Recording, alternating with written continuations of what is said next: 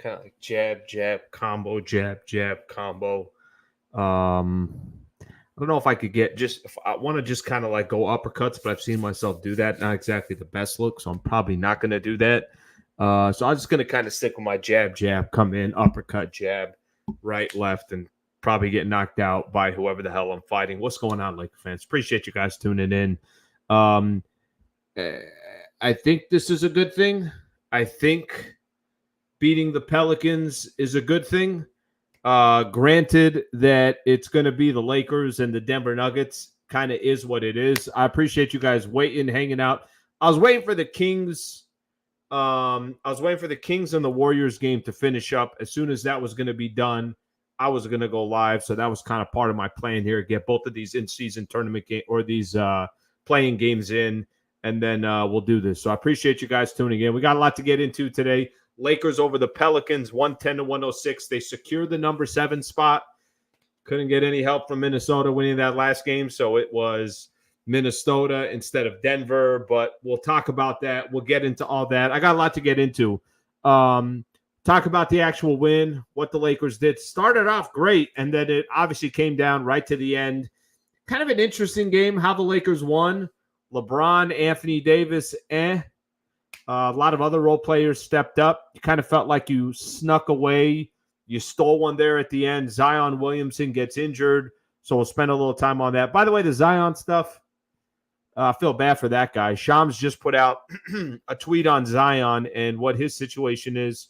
Appeared to have suffered a left hamstring injury, so we'll get into that. I thought Shaq and Barkley, man, those guys say some reckless, careless things at times, and they don't give a flying you-know-what. They said some stuff about Zion for leaving the game, but we'll get into that a little bit later. The Denver Nuggets, that's who's next. I'll ask Laker fans in a little bit. What do you think of the matchup against the Denver Nuggets? The way I kind of look at it, you got to face them anyway, so might as well just face them right out the gate and see what happens. Obviously, Denver is going to be the favorites in this one, but we'll talk about that series coming up. And then the Warriors Dynasty. I think it's done, my people. I think that's done. The Warriors lose to the Sacramento Kings, so it's going to be Kings-Pelicans fighting for the number 8 spot. If Zion is not there, then I expect the Kings to win that game. So thank you for being a part of the show. I appreciate it. Lakers over the Pelicans, 110-106. That was the final score. So a couple things here before we get started. Just give everybody kind of a heads up on a few things. If you have not yet subscribed to the channel, I'd appreciate it. Underdog Fantasy, a proud partner of our post-game show here and a proud partner of just the channel in general overall. So we'll talk about some picks I got coming up for tomorrow. And the only other thing that I want to mention, if you want to guarantee your comment being read, feel free to send a super chat. Any super chat that gets sent over, I'm going to 100% read. Okay, let's get into the game. 110-106, the final score. Kind of a weird game. You know, Lakers start out the game and end of the first quarter, Lakers are down 8. Then they're down 10. And there's kind of a critical stretch there where you're feeling to yourself, okay, Pelicans are feeling good. The crowd is kind of into it for the Pelicans. Are the Lakers going to lose to New Orleans after dominating them after another game that they had? And quickly, just like that, the Lakers turn it around. I thought there was a really, really nice stretch for the Lakers where Taurean Prince hit a couple big shots. Gabe Vincent hit a couple big shots. D'Lo was kind of doing his thing for most of the night. But once the Lakers went down 10, within kind of a blink of an eye, starting that second quarter, Lakers tie the game. Eventually, by the time you get to halftime, Lakers now have a lead. What did they go? So they were down 8, then they outscored them by 16, I want to say, maybe 18. Yeah, they were up about 10 or so, something along those lines. Yeah, I think it was 60-50 by the time halftime came. But in a blink of an eye, Lakers went from, okay, they're struggling. Offensively, doesn't look smooth. The Pelicans are doing whatever they want. And then Lakers in that second quarter completely turned it around. So 34-16 run for the Lakers in that second quarter. Obviously, very impressive. They took control of the game. They kind of came back to taking control of the game. And then New Orleans kind of closing out there that third quarter. I'm sure they felt good about themselves that they were only down 7. And then as kind of went to a stretch here in the fourth quarter, kind of back and forth. Lakers would take a 4-point lead and Pelicans would hit another big shot, cut it down to 2. It just kind of went back and forth. And it was all these other guys. It wasn't, I'll tell you who it wasn't. It wasn't BI, who only played 25 minutes. It was, trying to find here, who had the most actually? Jose Alvarado only had 10. I feel like Jose Alvarado did a lot more than just 10 points. But he had 10 points. He had 7 assists. But there were a few guys that were, chipping in, and it wasn't the main guy. CJ McCollum was bad. Brandon Ingram was bad. Jonas Valanciunas was bad. But Zion dropped 40 for the Pelicans, which obviously kept them in the game. And I think the Pelicans probably win this game if Zion doesn't get injured, but that's not how it played out. Give the Lakers credit for making it happen there towards the end and just securing the win and surviving another day. So the Lakers obviously move on. So 110 to 106. For me, when, at least for individual players for the Lakers, Bron shot as bad of a night as I've seen him shoot in a game this year.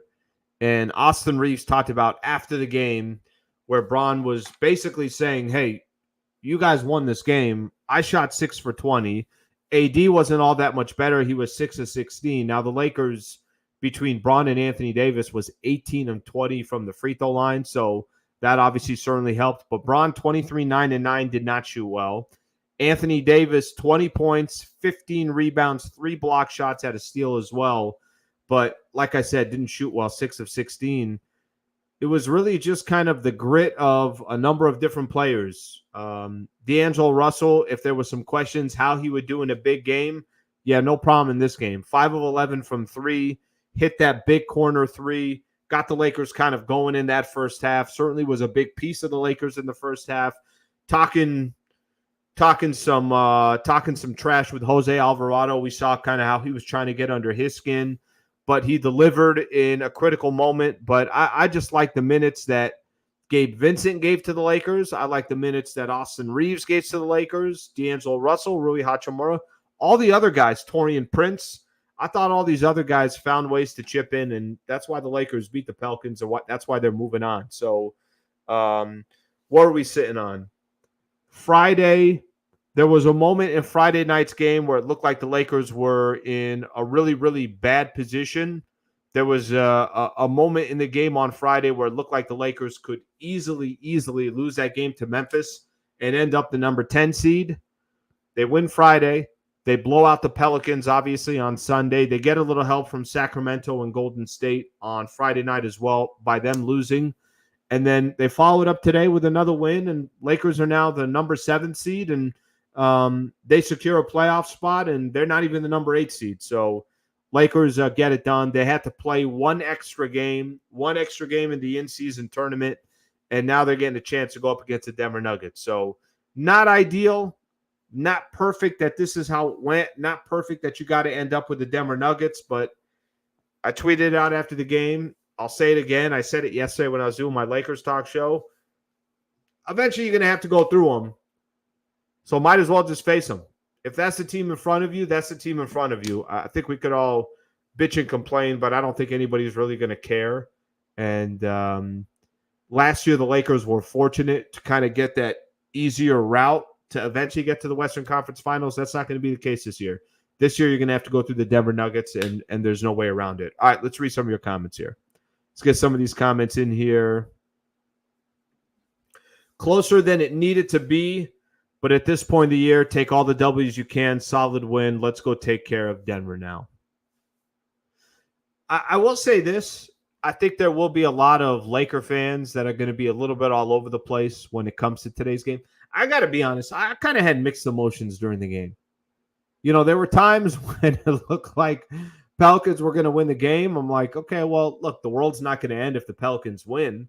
I mean, yes, nobody wants to be in a do-or-die game on Friday night at Crypto, especially kind of watching Sacramento, how well they played today. I mean, if you got this many guys, Keegan Murray and Trey Lyles, and I think Ellis is their other dude.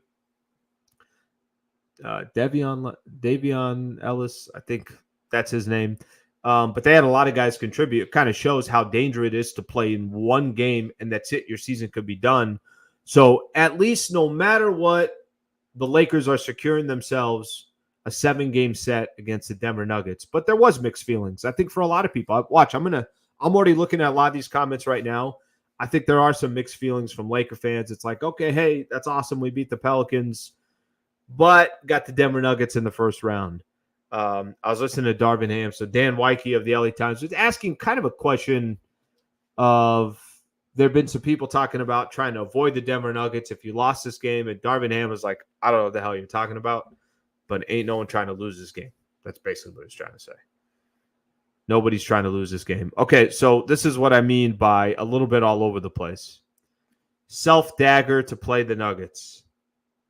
Listen, I mentioned this, and you guys have heard me over these last couple of days, certainly with a lot of conversations around once we knew that the Lakers were going to play the Pelicans and there was going to be the potential of if you lose that game to the Pelicans, still a path to get to the playoffs and avoid the Denver Nuggets.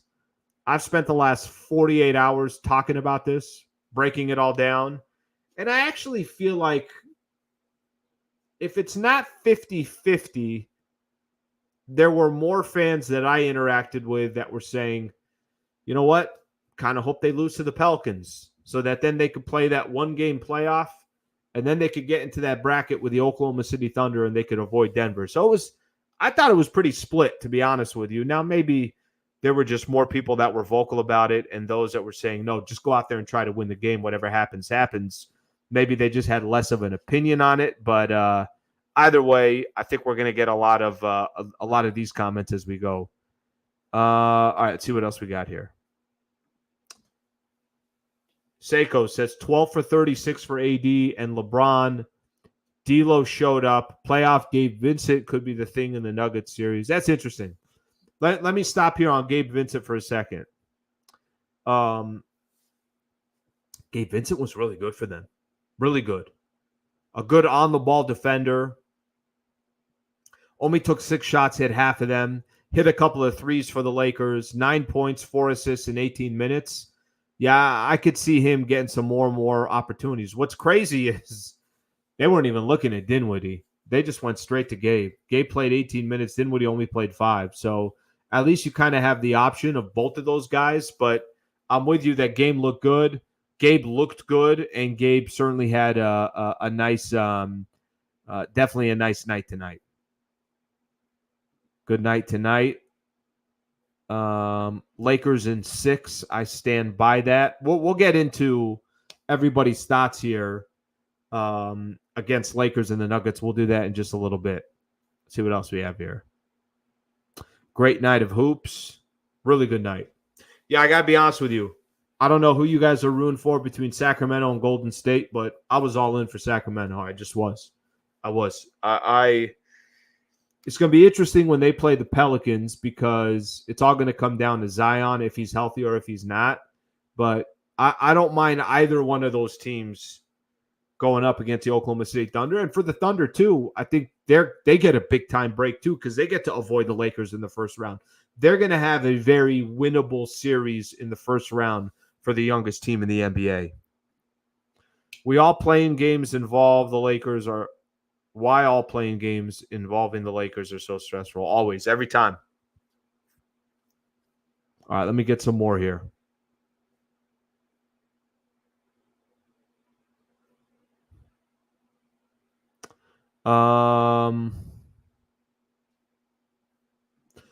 Alvarado and Zion started running the offense. Then the ball went to ISO mode to LeBron every single play in the fourth. Okay, let's talk about the Lakers. I think this is a fair topic to have about the Lakers when they almost blew the game.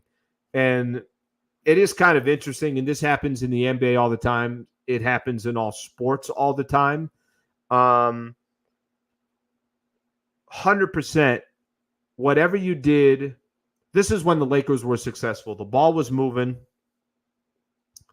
Guys were moving. Guys were cutting. You didn't know. Lakers were unpredictable. You didn't know who was going to shoot the next shot.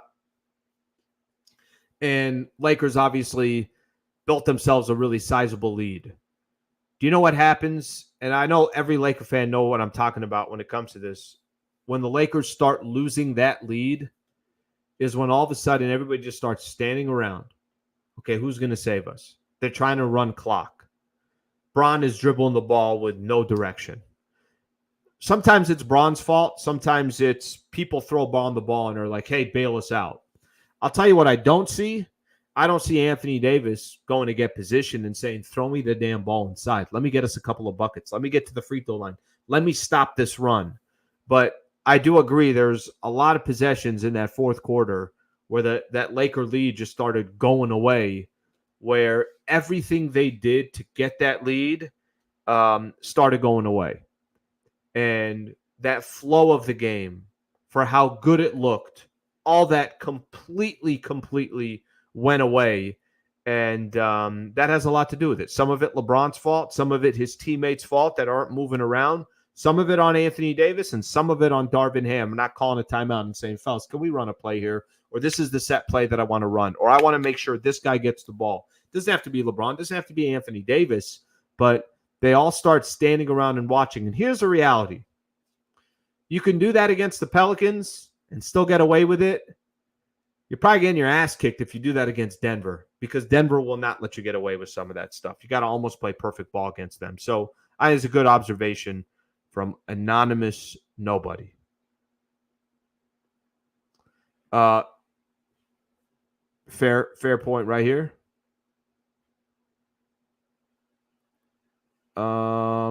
Lakers would have won regardless of Zion's injury. I don't know, Luke. I don't.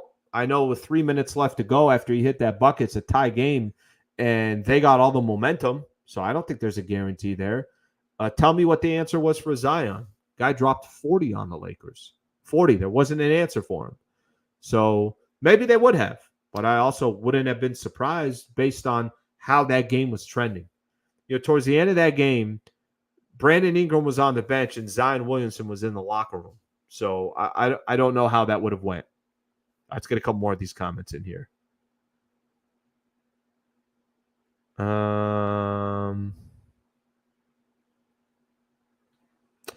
we going to witness playoff D-Lo? Bargain shopper, I appreciate the comment. I'm going to start this one, but come back to it. No, you know what? Let's just do it right now. I don't know. I don't know. All I know is that when D'Lo plays well, I don't feel like the Lakers lose. When D'Angelo Russell plays well, I don't feel like the Lakers lose. So I think that's yet to be determined.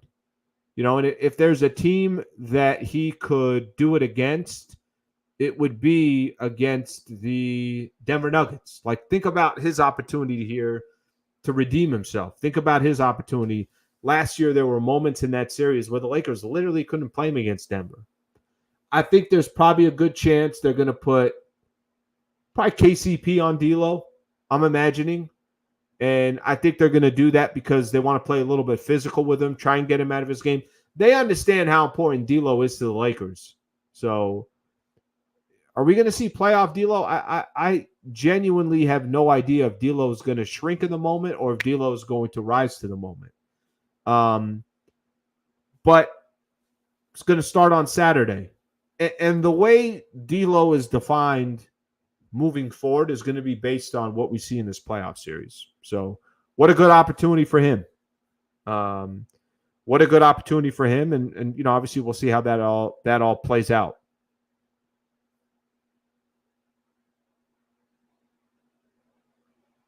Let's see what we got here. Okay, I think we're getting pretty close to talking about the Denver Nuggets here in just a second.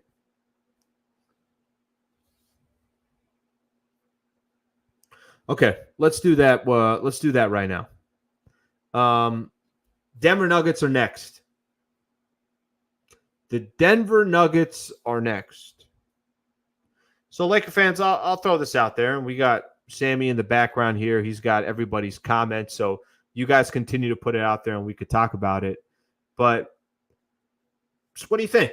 What's your take on the series? Are you excited about it? Are you basically just saying to yourself, oh my gosh, the series is over or the season is over? I'll tell you how I feel. I'll tell you, Lakers get a team. I want to see one thing here on the Nuggets. How many wins did they end up with? So 57-25. They were interesting this year. I don't feel like I can't tell with the Denver Nuggets if they're just going to churn it on whenever they feel like they need to churn it on. That's usually what teams like that do. They have the ability to just say, okay, hey, let's go. I think their entire season is predicated on, obviously, Jamal Murray's got to be good to go. He's got to be healthy. Jamal Murray was unbelievable last year against the Lakers. He was unbelievable. He was fantastic. I thought I got to be there last year for game 2. I was there for 1 and 2 in Denver. But game 2 specifically, I remember while I was there, Lakers had a pretty good lead, and then Jamal Murray went off. He had 20-plus points in the fourth quarter. They went up 2-0, and it felt like that was the series right there. It just felt like Lakers, they put all their eggs in game 2 and ended up losing that game because of Jamal Murray. But my thoughts this year, I don't think it's going to be the same. I want to listen. Of course, the Nuggets are going to be the favorites, period. But I actually really feel like this could be a series that's a long series, and it's a battle. If you say the Lakers are going to beat the Nuggets, I don't think you're doing that off of any data. I think you're doing that off of you're a Laker fan, but not necessarily saying this is why the Lakers are going to beat the Denver Nuggets. Because frankly, I don't think we really have any data that the Lakers are going to beat the Nuggets, and specifically in the games that the Lakers have played against them this year and last playoffs, that doesn't help at all. But I'll tell you why I think you could be optimistic about it. I want to see one thing here. I just want to see what these two teams, what the scores were when they played each other this year. So Lakers obviously lost all 3 games or all 4 games this year, and then lost the 4 games in the playoffs. So they're 0-8 right now in their last 8 games against Denver. This never happened any of the times that the Lakers and the Nuggets played. I know some of these games, they're 10-point wins, they're 8-point wins. I get that. I completely understand that. But fourth quarter, typically, it's a close game. It's within a couple possessions. And the Denver Nuggets just take their game to a completely different level and give them all the credit in the world because they are the defending champs and they got an unbelievable squad. The best player in the world is Nikola Jokic. Nobody's had an answer for him, including Anthony Davis. He hasn't. Players like Michael Porter Jr. kills the Lakers. Guys like KCP hit big shots against the Lakers. Christian Brown's a nice player. Peyton Watson, a young player that is so incredibly athletic, kind of adds another element to their team. Aaron Gordon, a nice player, has hit some big shots against the Lakers. They're the real deal. That's the full package. That they are as complete of a team as you can possibly have. They have the confidence because they've already done it. They got the coach. They got everything. But I'm going to just emphasize one thing. I think in basketball, and I heard Bron say this a little bit earlier today because he was talking a little bit about the series. He said that we got to play at our best. They're going to play at their best. And then it all just comes down to a couple possessions. Couple possessions dictate the game. Couple possessions could dictate the series. Denver's won every single one of those. I don't think the Lakers and the Nuggets are that lopsided. Denver's a better team. Again, I'll admit it. They are. They're a better team. Go look at the information and the data and go watch the games. They're a better team than the Los Angeles Lakers. But that doesn't mean that the Lakers, who've had all these close games against the Nuggets, can't make it an interesting series.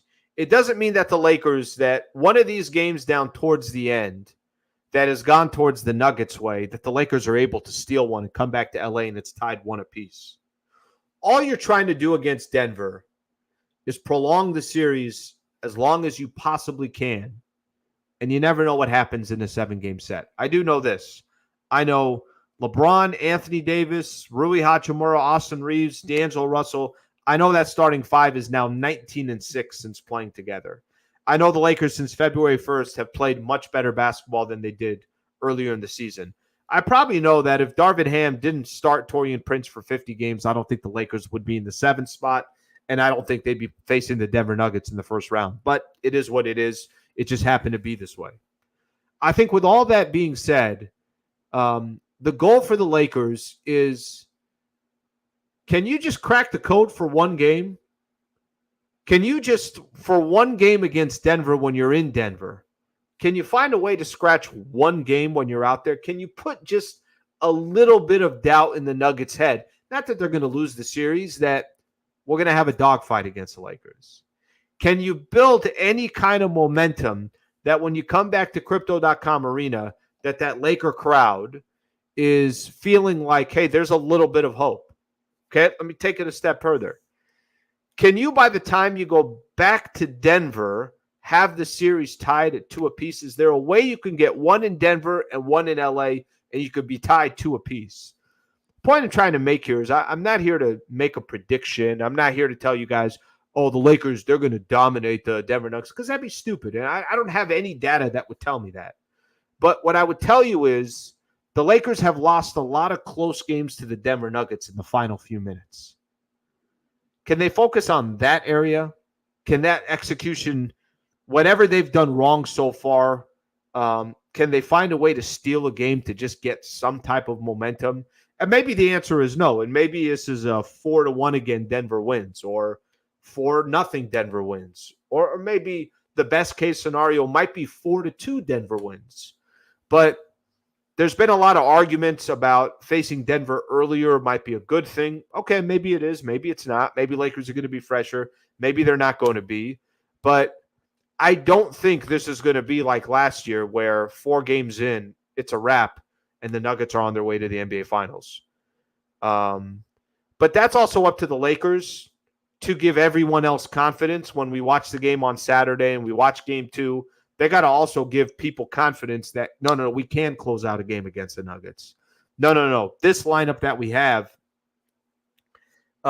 with some of the new players that we have coming off the bench, it can be a factor in a 7-game set against Denver. That Darvin Ham will not get ran circles around from a coaching perspective. I mean, they also have to give some confidence. They also have to give they got to encourage those that are watching their games every single night too, that it's not going to be like it was a year ago. All right, let's take a look at some of these comments here. For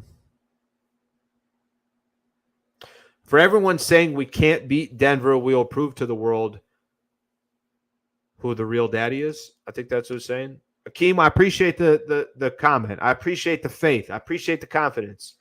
But I got to see something too. I think everybody's got to see something. I don't think we could just kind of sit here. I don't think we could just kind of sit here and just assume they're going to do it and not really have. I want people to have a specific reason why they feel they would win a series like this. Okay, let me see some more of these up. If we get swept with Ham, will Ham get fired? Should he get fired if we beat Denver? Does it secure Ham's job move forward?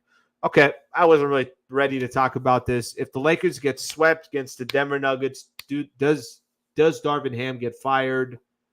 It's a good question. I think probably maybe 50-50. I don't know. I don't have that answer. I think the question is going to be, okay, well, if the Denver Nuggets win it again, they're the defending NBA champions. He'll have had the Lakers 12 games over 500. Last year they got to the Western Conference Finals. I don't know. It's a good question. I think I think the case to be made is he kind of dug us a hole by some of his lineups that he had earlier in the year, which is why the Lakers are sitting in this position. Need Vando back. Don't disagree there, and I don't know if that's going to happen. Some people don't have that much faith in the Lakers and don't have that much faith in Ham. This is our best chance, fresh legs compared to last playoffs, tired legs. Okay? Mission, don't get swept. I'm telling you guys, everyone is all over the place when it comes to the Denver Nuggets. They really are. Just like they were all over the place about whether they wanted to see the Lakers win against the Pelicans or lose against the Pelicans. So I think it has a lot to do with that. Murray is a straight killer. You're not lying. We all kind of have watched it firsthand, and I couldn't disagree more. All right, let's see what else we got here.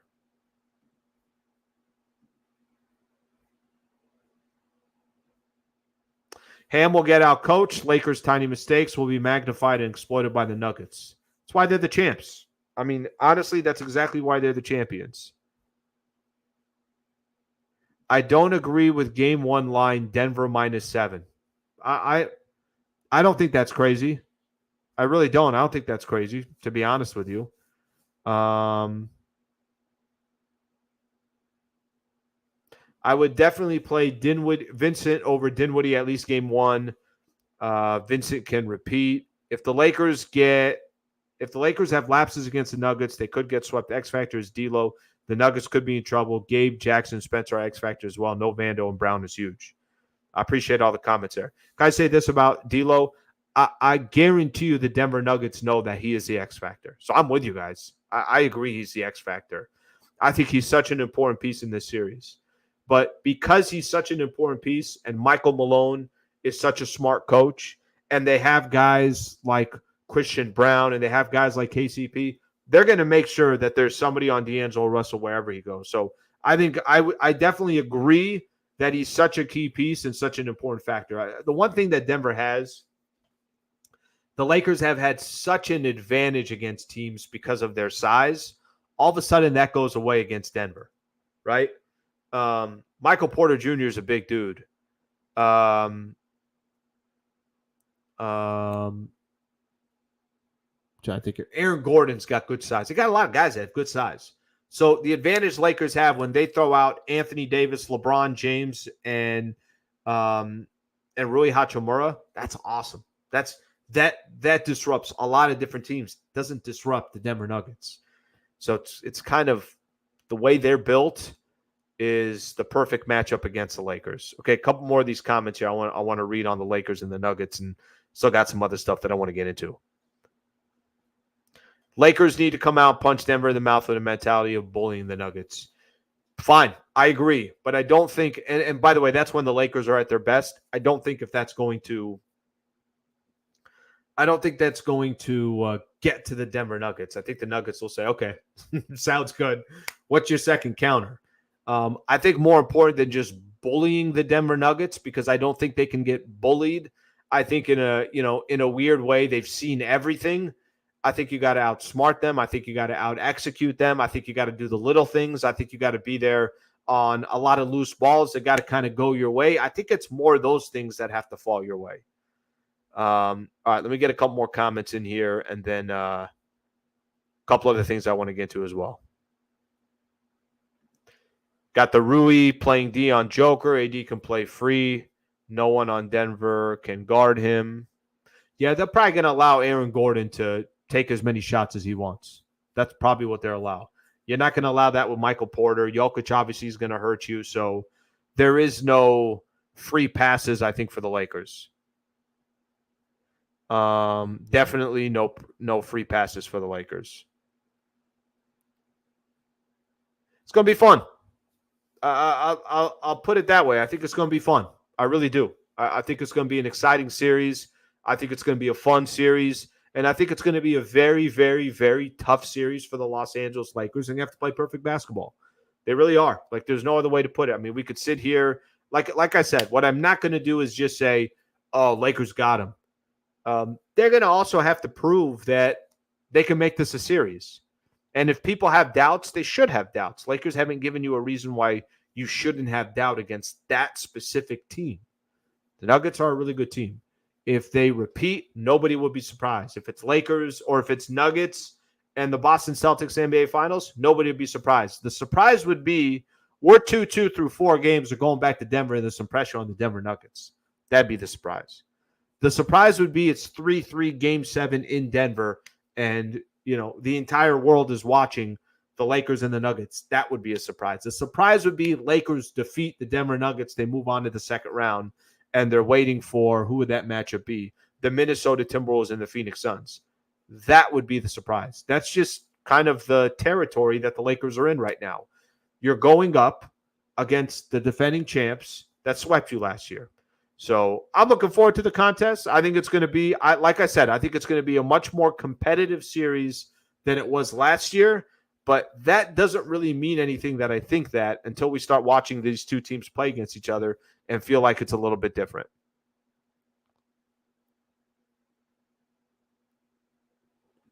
The Nuggets lost Bruce Brown. They also lost Jeff Green. The Lakers can beat them this time around. Okay, let's make it a series. I think right now there's no need to say who's winning the series. What I would rather say is, can you steal one of these first two games in Denver? Can you make it a series by stealing one of these first two games in Denver? And if they could do that, then then it becomes a little bit more interesting. And then when you come back to LA, can you split in LA and take it back to Denver and it's tied 2-2? Then we're kind of talking here. Okay. Couple other things I want to get into here real quick. Before I do, just want to give everyone a quick reminder. Underdog Fantasy is a proud partner of our post-game show here. Very, very happy to have them as a proud partner. I'm going to make my picks here real quick. I kind of do this in every post-game show that I do.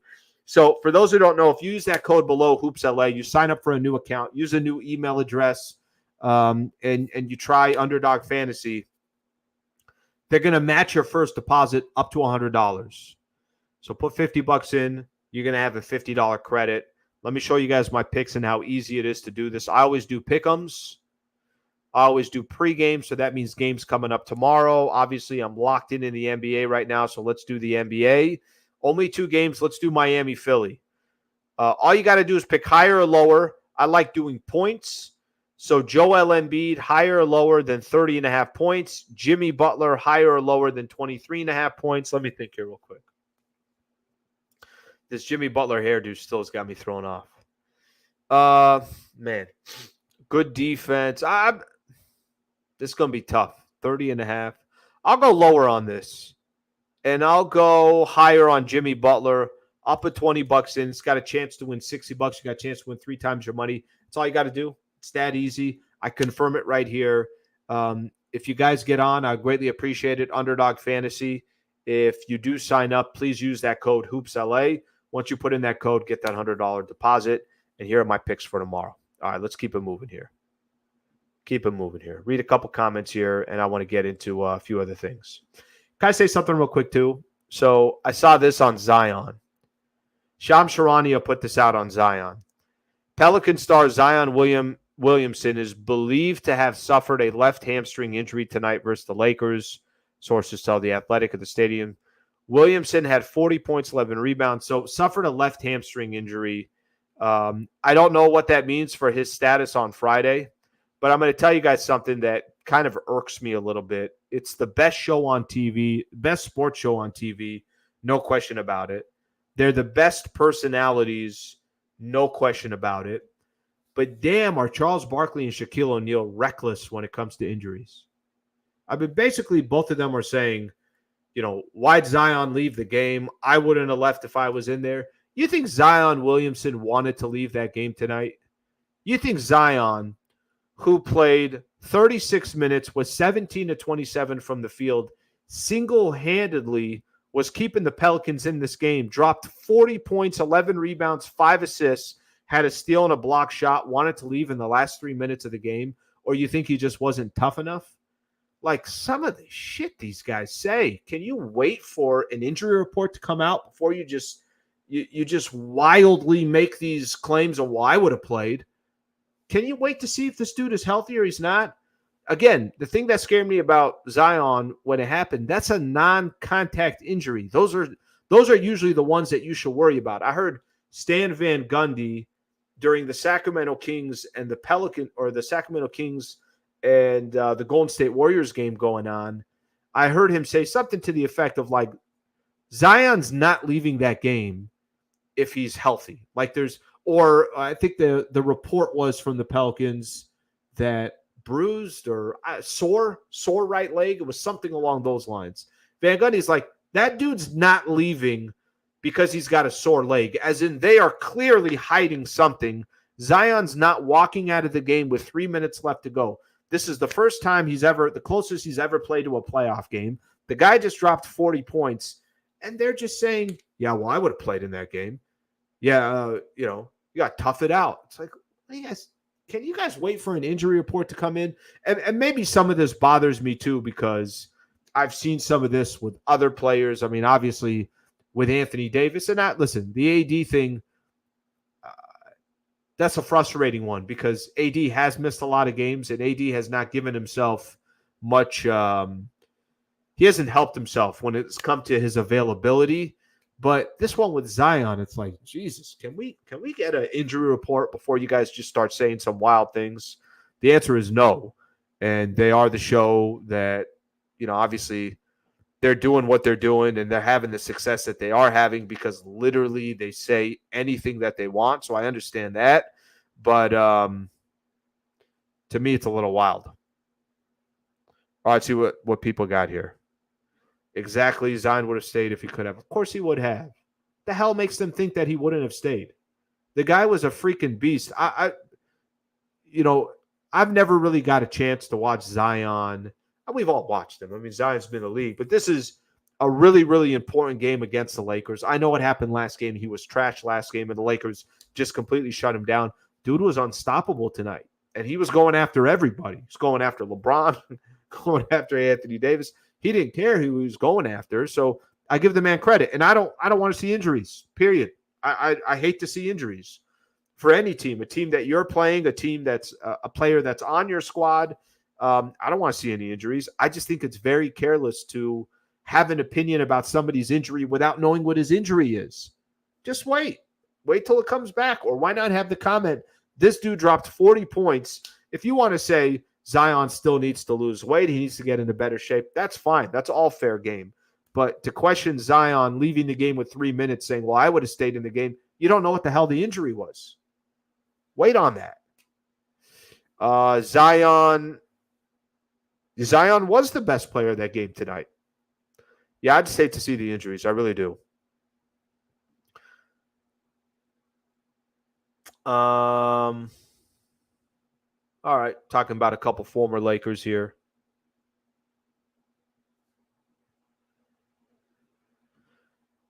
Pel's coach didn't bring Ingram. I don't get that move, but I'll take it. Yeah, I don't know. He might have been on a minutes restriction too, because I looked at his minutes. He played 25 minutes on the dot. That makes me think he was on a minutes restriction. Hit that 25 minutes, and they're like, we got to take him out. He was out for a while. So I don't know if that changes against the Sacramento Kings, but we'll see what eventually happens. Okay. So we're already at 42 minutes here, and there's another topic I want to get into. I just want to get into this because it's basically probably the end of the Warriors dynasty. So I was watching a little bit of that playing game, Warriors and the Kings. And listen, I think we all got an opinion on both of these teams just simply because they're in the Western Conference. They're in, Lakers play the Kings 4 times a year. They went 0 for 4. They played the Warriors 4 times this year. They lost 3 games to 1. So we are following these teams, and everybody was right next to each other in the standings. But Sammy had sent me something, so I'm going to actually see what he ended up with. I think it's the end of that dynasty. I think it's done. It lasted for about 10, 11 years. They got 4 NBA championships. I mean, the Warriors have basically been the class of the NBA since, what do you want to call it, 2015, maybe 2014. I can't remember right off the top of my head. But how about this? And, I do the pregame show with Clay's dad, right? Michael Thompson. So here's Clay Thompson. And I was telling Michael about this before the game. I said, Michael, we'll see what happens here, but this could be the end of a dynasty. And he said, yeah, and I don't get it. He said they should bring these guys back.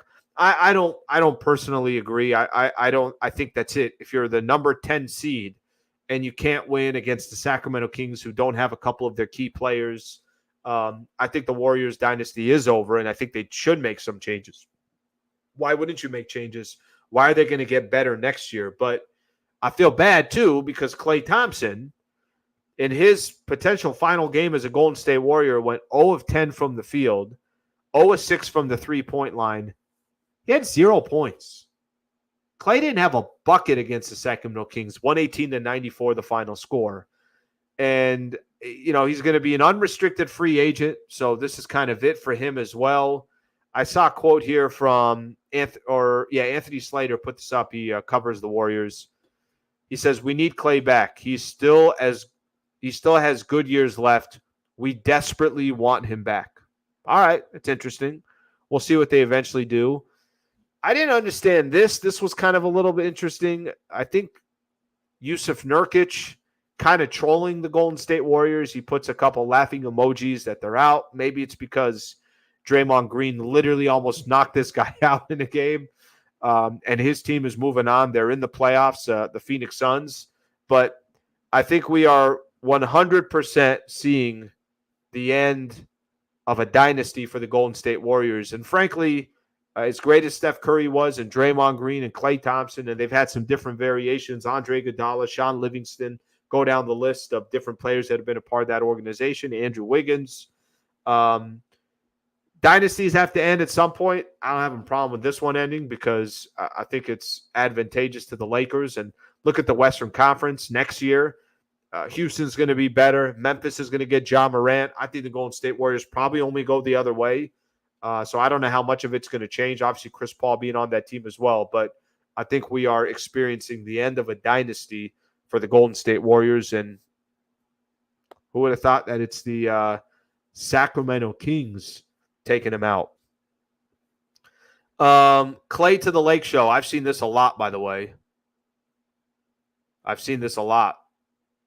I think it's going to come down to how much money Klay wants. You know? Yeah, here's one. Klay will sign to the highest bidder. I think if Klay is looking for, hey, I just want to get as much as I can in a contract, then he's probably going to end up. We'll see. There's some teams out there that, obviously have cap space, the Spurs, the Orlando Magic. There's some teams out there that you think might be competitive next year. Orlando already in the playoffs. Spurs have Wembanyama. But I think that's going to come down to what are his goals in the offseason? To get paid, to get that last final contract, or to put himself in a good spot where he's still obviously competing for a ring. All right, let's see what we got here. Klay 0 for 10. Yep. Klay will sign with the highest bidder. I saw that one. Mike Brown, very good game plan against the Warriors. It was an entertaining game. I don't mind seeing Sacramento move on. I really am kind of exhausted of the Warriors. I've seen enough of that team over the last 10 years. I'm good. Just wait for Draymond to respond after the Suns get eliminated. You're probably right.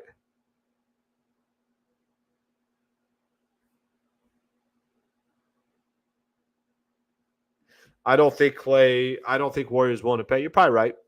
I think so. I think you're right on that one. Interesting. Klay might go to the Clippers.